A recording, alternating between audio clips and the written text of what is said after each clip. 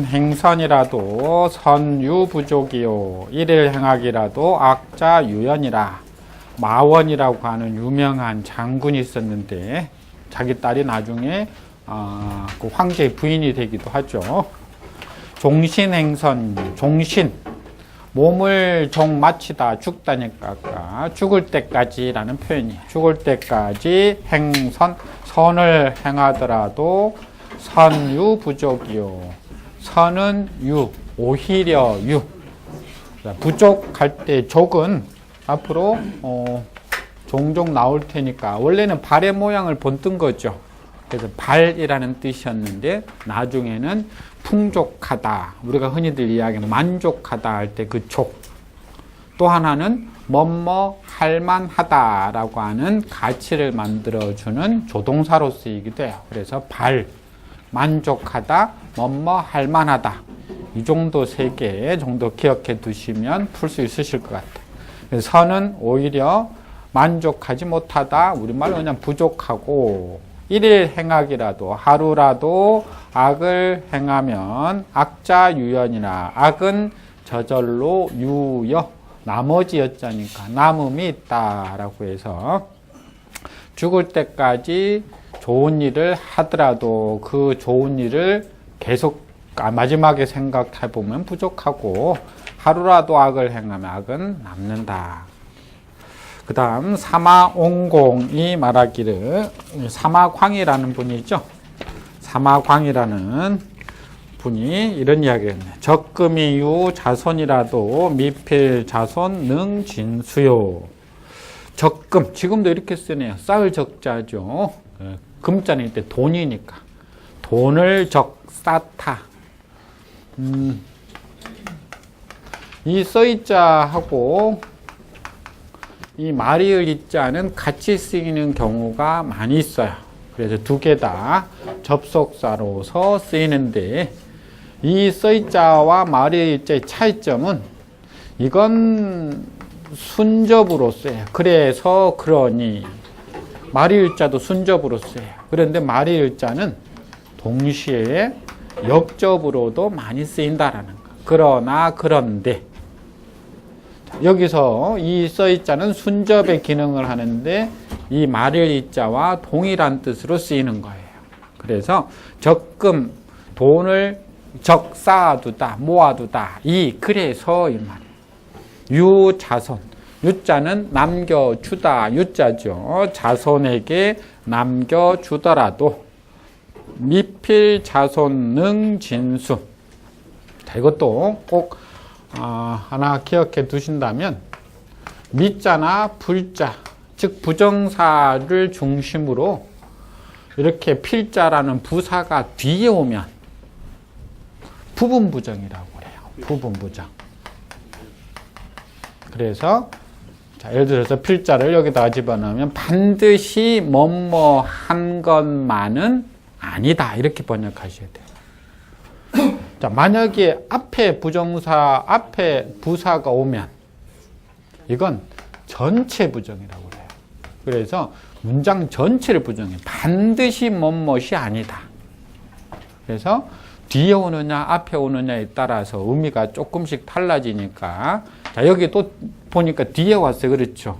그래서 미필한 반드시 뭐뭐 하는 것만은 아니다. 그렇게 할 수도 있고 아닐 수도 있다. 자손 능진수 하면 자손이 진짜는 부사로 다 전부라는 뜻이 있어요. 전부 모두. 숫자는 지킬 숫자죠. 능자도 앞으로 보시면 영어로 can이라는 뜻으로 훨씬 더 많이 쓰여요. 가능을 뜻하는 할 수 있다. 그래서 능자하고 본동사가 뒤에 있는 숫자의 수. 그래서 능수하면 지킬 수 있다. 앞에 있는 진짜가 있으니까 다 지킬 수 있다. 자손 능진수까지만 해석하면 자손이 다 지킬 수 있다. 근데 아까 미필은 부분부정이라고 했으니까 반드시 자손이 다 지킬 수 없다 하면 어떻게 되죠?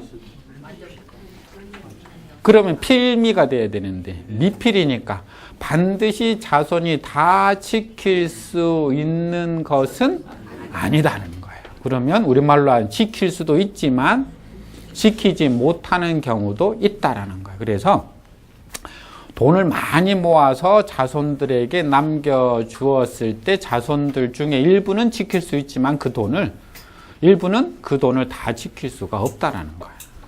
적금이 유자손이라도, 적서이 유자손이라도 책을 쌓아서 자손들에게 물려주더라도 미필 자손이 능진독이니 반드시 자손들이 다 독 읽을 수 있는 것만은 아니다. 어떤 자손은 읽을 수도 있죠. 그렇잖아요. 그렇죠? 근데 어떤 자손들은 다 읽을 수 없어요. 요즘은 사실 책이라는 개념이 부의 개념하고는 다르지만 예전에는 부 다음으로 집에 책이 얼마만큼 많으냐에 따라서 뭐가 달라져요? 그 집에 소위 말하는 문화적 수준이 달라지는 거예요. 사실 요즘도 그렇지 않은 건 아니죠. 어느 집에 방문했을 때 딱 거실에 가보면 책 딸랑 한 권도 꽂혀 있지 않는 집이 있는 반면에 어느 집에 가면 거실이 책장으로 이렇게 쫙 벽면이 꽂혀져 있는 집이 있어요. 왠지 그 집에 가면은 말을 좀 조심해야 될 것 같은 느낌이 들고. 근데 딱 갔더니 책이 하나도 없어요. 그냥 서랍장이나 막 이런 게 있으면 책이 한 권도 안 꽂혀 있으면 이 집에서는 좀 쉽게 해도 되겠구나 라는 왠지 그런 느낌이 있으시잖아요. 예전에 책은 요즘처럼 쉽게 구할 수 있는 자료도 아니고 책이 있다는 건 굉장히 그 큰 자산 중에 하나였기 때문에 그래서 자손에게 물려주더라도 다 읽을 수 있는 건 아니다. 그러니 뭐도 아니라는 거죠. 돈도 물려줄 필요 없고 책을 물려줄 필요도 없다. 그럼 어떻게 해야 되느냐? 불여 적음덕어 명명지중하여 이위 자손지게 아니라. 불여 많이 아마 들어보셨을 거예요. 그죠? 우리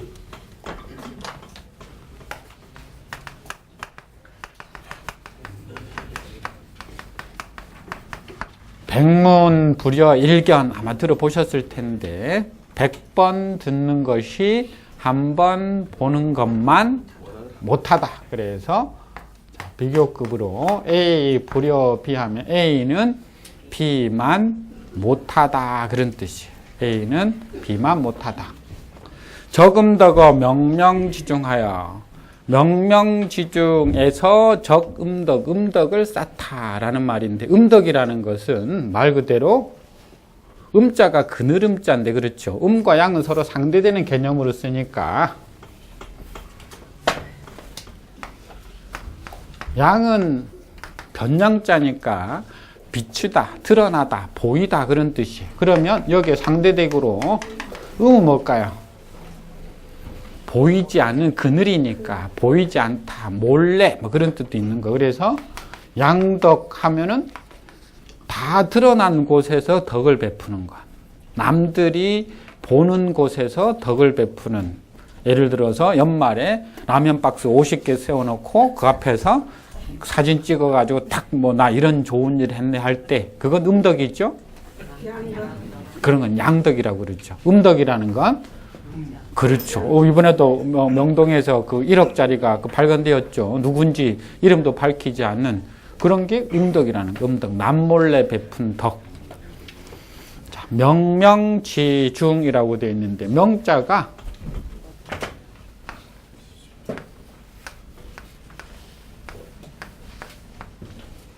명자가 이렇게 되어 있네. 이게 집이고 이게 태양이고 이게 덮개예요. 덮개 속에 이게 집인데 여기 태양이 가려져 있는 거예요. 그래서 어둡다, 드러나지 않다라는 명자죠. 어두울 명이라고 해요. 어둡다라는 뜻에서 우리가 명사로 우리가 명복이라고 할 때 명복은 뭐라고 그랬죠? 삼가 고인의 명복을 빕니다 할 때 명복은 그렇죠. 그때 명자는 명사로 저승. 그래서 저승이 어두운지 밝은지 알 수 없는데 그렇죠? 안 가봤으니까. 근데 다들 어둡다고 생각하나 봐요. 그죠? 왜냐하면은 음택은 아까 이야기했듯이 음양할 때 양택은 풍수지리에서 양택은 우리가 살아있는 곳을 양택이라고 그러거든요. 그래서 양택론 하면은 우리가 살아있는 집을 어떻게 지어야 될 거냐. 뭐 우리가 흔히들 이야기하는 앞에는 물이 흐르고 뒤에는 산이 흐르는 배산임수. 자, 이런 게 뭐냐면 양택론이에요. 근데 음택은 뭘까요? 음택은 그렇죠. 죽어서 들어가는 집이에요. 묘자리 말이에요. 안산을 어디에 두고 뒤에 용의 흐름을 어떻게 만들 것이냐 이런 게 음택론이죠. 그러니까 음택할 때 들어온 거 아까 이야기했죠. 음복도요. 명복도 역시 마찬가지죠. 그래서 명명지중하면은 명자가 어둡다 명자인데 어둡고 어두운 가운데 뭐 이렇게 쉽게 번역해도 되는데 앞으로 계속 한문 공부에 관심이 있으시다면 한문은 의성어나 의태가 없어요. 멍멍을 어떻게 할까요? 멍멍. 멍멍이라는 글자를 한자로 한번 찾아보세요. 죽을 때까지 찾아도 없어요. 멍멍은. 이게 찢을 패자죠. 그렇죠? 이걸 두 번 쓰면 어떻게 되느냐? 멍멍이 되는 거예요. 멍멍. 그러니까 어떤 모습이나 어떤 소리를 글로 기록을 해야 되는데 처음에는 글자를 상형자를 만들었고 지사자를 만들었고 회의와 형성을 만들었는데 만들다 보니까 의성어나 의태어 만들기가 어려운 거예요. 그래서 어떻게 했냐? 그러면 단순하게 두 글자를 나란히 같이 써버리자 라고 하면 의성어나 의태어가 되는 거예요. 그래서 패패하면은 찢을 패자인데 멍멍 이렇게 되는 거예요. 개 짖는 소리니까. 그럼 여기는 명명한 뭘까요? 어두운 모습이에요. 그래서 명명하면 깜깜한 모습이 명명이에요. 명명지중하면은 아주 깜깜한 가운데 그런 뜻이에요. 그러니까 우리말로 하자면 아무도 모르는 가운데 그런 말이에요. 그런 가운데 음덕을 쌓아서 써있자는 그래서예요. 위 자손지계 자손의 계책으로 위 삼다.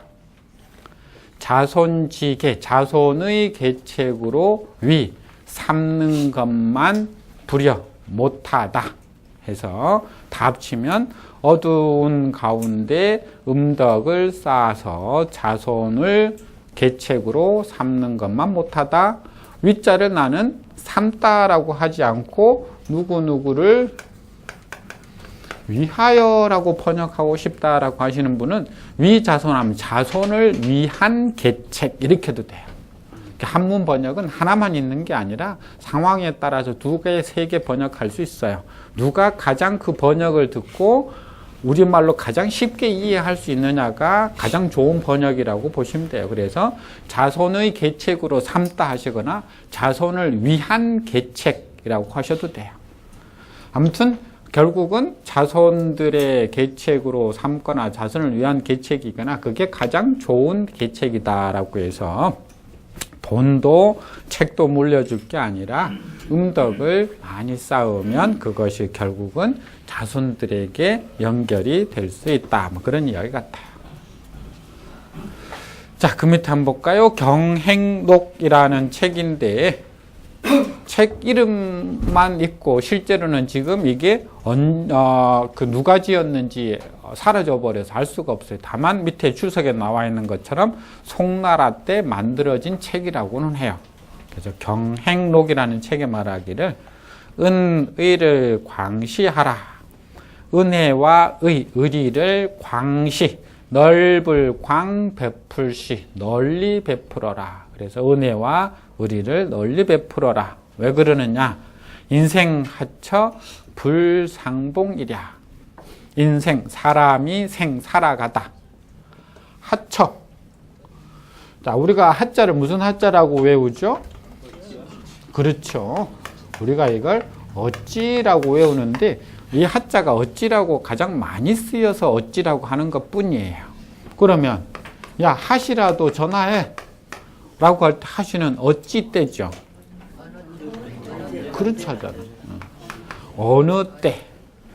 자, 이렇게 어찌라는 부사로 의문사로 제일 많이 쓰이지만 어느, 무슨, 어디 모든 의문의 뜻을 다 가지고 있어요.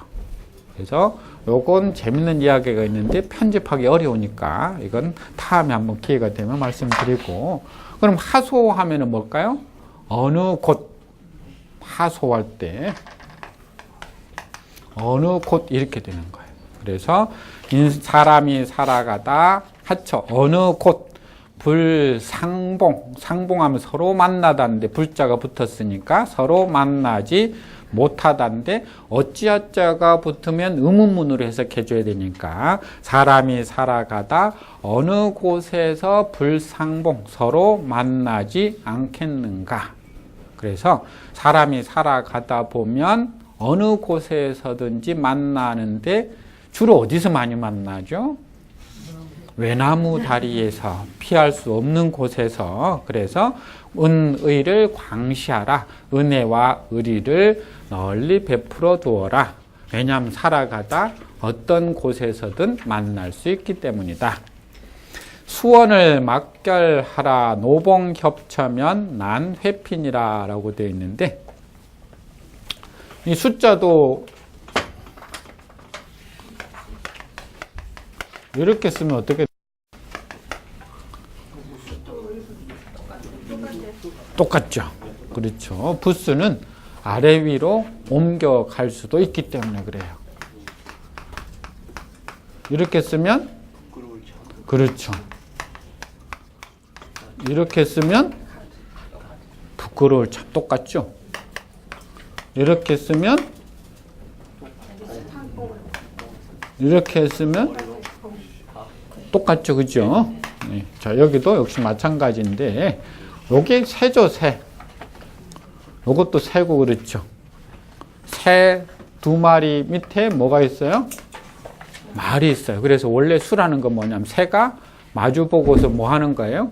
마주보고 이야기를 나눈 거예요. 그래서 원래는 새와 새끼리 쥐적이다. 그래서 이쪽 새가 쥐적이었더니 저쪽 새가 쥐적이. 물론 욕할 수도 있죠. 뭐 우리가 알 수가 없으니까. 그렇죠. 그래서 이쪽 새가 저쪽 새한테 이야기했더니 저쪽 새가 받아서 이야기하다. 원래는 대답하다라는 뜻이에요. 대답하다라는 숫자 있는데 계속 이어지죠.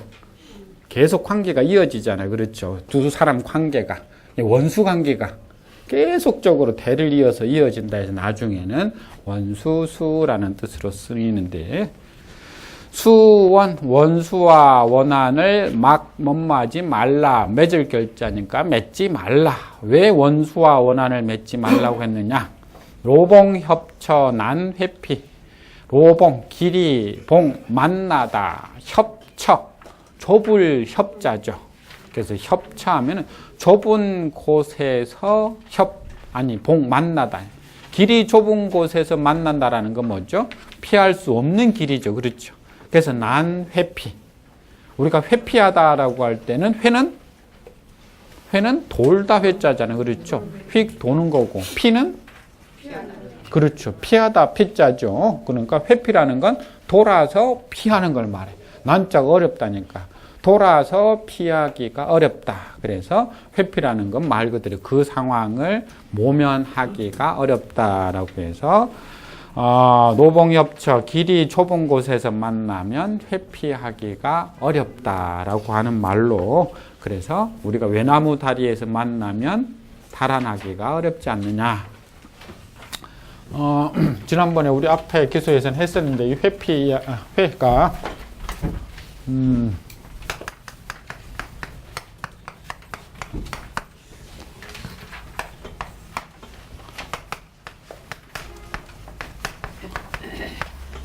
강원도 사는 친구가 서울 사는 친구 집에 모처럼 왔더니 서울 사는 친구가 금강산에 여행을 가고 없어서 며칠 동안 기다려도 안 오길래 이렇게 써놓고 갔다고 그랬죠. 앞에 했었잖아요. 그렇죠? 그래서 주인 산상산이요 객자 구중구다. 이런 걸 뭐라고 하느냐면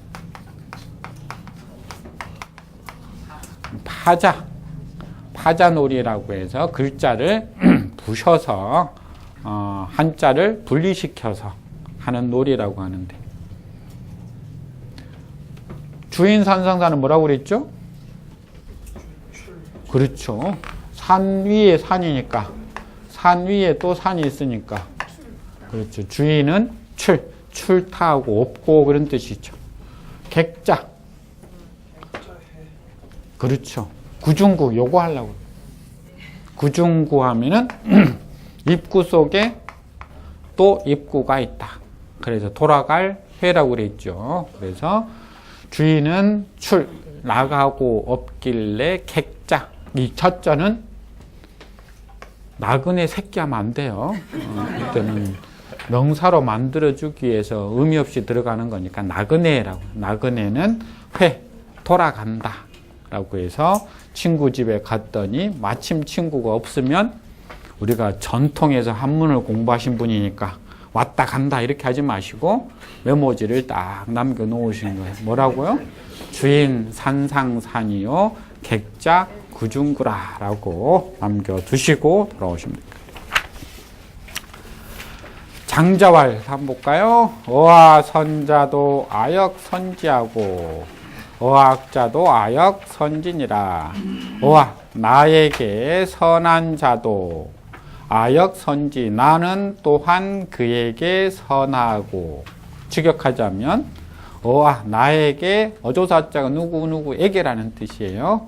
악한 자, 악자도 아역 선지나 나는 또한 그에게 선하다. 의역하자면 나에게 선하게 잘해준 사람은 나도 또한 그에게 잘해준다 이 말이에요. 아까 잘하다라고 했습니다. 반대로 나에게 잘 못해주는 자도 나는 또한 그 사람에게 잘해준다라는 말인데 참 어렵죠. 그렇죠? 나한테 잘해주는 사람 당연히 나도 상대에게 잘해줄 수 있지만, 이게 뭐라고 그랬죠? 밀어 누련 효과라고 그랬죠.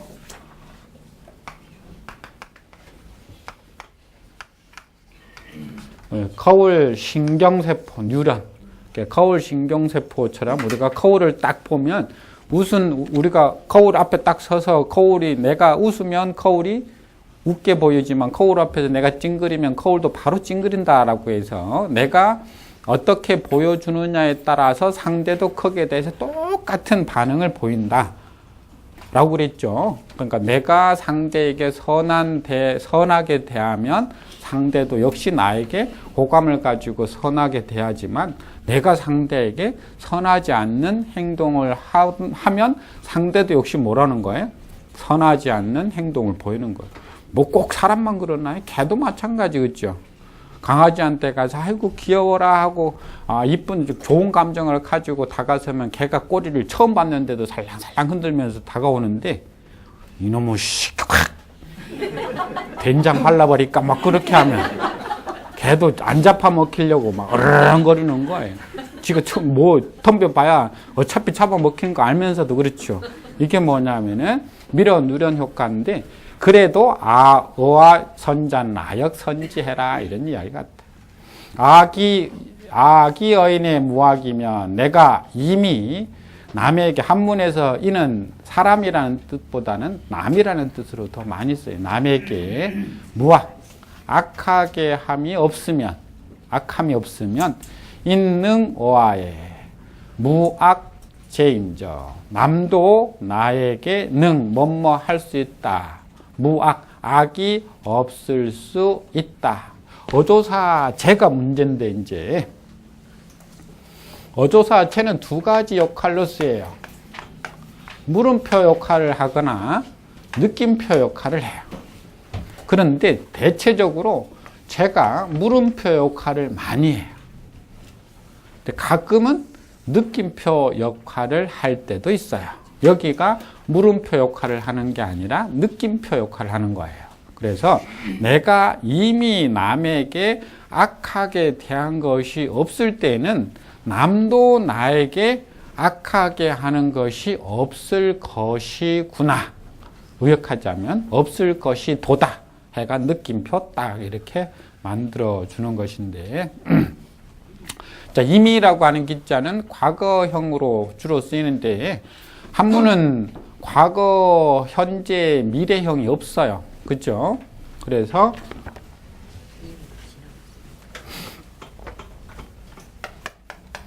저 화개장터, 화개가 어떻게 번역이 될까요? 화개는 꽃이 피다. 또 꽃이 피었다. 또 꽃이 필 것이다. 과거, 현재, 미래로 다 된다라는 거.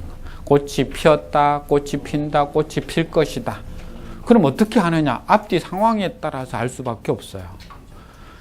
그래서 한문이 어려운 거야. 이게 과거형으로 번역해야 될 것인지, 현재형으로 풀어야 될 것인지, 미래형으로 풀어야 될 것인지. 다만 우리는 3단 변화를 안 외워도 된다는 장점이 있어요. 영어는 과거형, 현재형, 미래형 이게 3단 변화를 복잡하게 외워야 돼. 그것도 규칙 변화면 괜찮지만 불규칙 변화면 그걸 다 알아야 되죠. 한문은 그 변화를 외울 필요가 없어요. 그러니 얼마나 편해요. 다만 상황에 따라서 이게 바뀌어져야 된다는 게 어려운 거예요. 근데 간혹 이렇게 착실하게 이미 기자를 넣어주면 이건 과거형이 딱 되는 거예요. 이미 꽃이 피었다. 그런데 만약 여기다가 이렇게 쓰면 그렇죠. 꽃이 장차 필 것이다. 이렇게 각 한두 개 정도의 어떤 부사를 집어넣어서 표현해 준 것 위에는 그 시제를 표현 안 해놓아서 그래서 좀 어려운 거예요.